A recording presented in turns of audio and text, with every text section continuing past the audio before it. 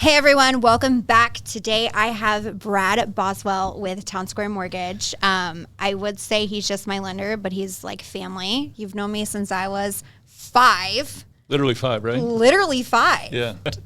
So let's talk myth busters. Okay, what do you want to bust myths about? Here. So I wrote some down. Myth.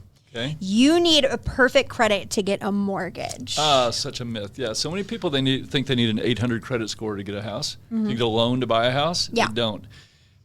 We'll go down to a 580 credit score. And I'll share with you right now, 580 credit score is not perfect. You're going to see late payments for sure, probably collection accounts, maybe a bankruptcy, maybe a foreclosure, maybe a judgment. It is not going to be perfect credit at all. And we can get people loans at good interest rates. So let's also talk. You have to have 20% down to buy a house. Thank goodness that's not true. I know, right? I would be really poor. Yeah, I mean, if that became a rule tomorrow that people needed 20% down payment to buy a house, it would just shut the market down. Yeah. Because most people don't put 20% down. No. We have programs that are 0 down. We have 3% down. We have 3.5% down. And then something that's been really popular lately is the down payment assistance programs. How do you get that? You have to qualify for it based Okay. on credit and income and assets. But assuming you qualify, there are programs out there that are offered by a bunch of different cities, a bunch of different counties, and statewide programs. And they'll give you the money for the down payment. Spring is a good time to sell a home, but is it also the best time to buy a home? I think the best time to buy a home is whenever you need to buy a home, whenever you need to move. I mean, literally. So whatever works for somebody's their life, if it's time to buy a home, if it's time to sell a home, then that's when you do it.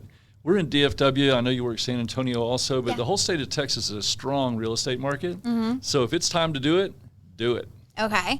So my next myth for you, my last one, because I don't want to keep you too long, is renting is always cheaper than buying. Okay, you mean like the monthly payment? That's a myth for sure. I've done loans for a lot of people who, when they buy a house, like their first homes, they've been renting, they buy a home, their monthly payment drops.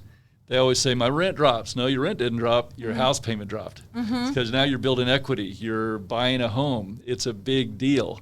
And that's fun, by the way. Now, a lot of times house payments will be a little bit more than rent, but I think it's worth it. I think it's only because people think renting is better for them because they don't have to change a light bulb. When something happens, they don't have to cover the cost of it.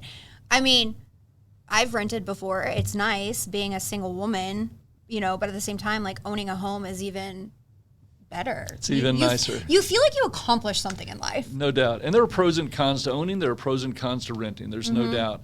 But all in all, I think the pros of owning way outweigh the cons, and I think it's worth it. Yeah. Yeah. Awesome. All right. Well, thank you, Brad, for joining me today. And of course, if you guys need any lending, you know where you're going. You need a good realtor. Yeah. Right there. Thanks.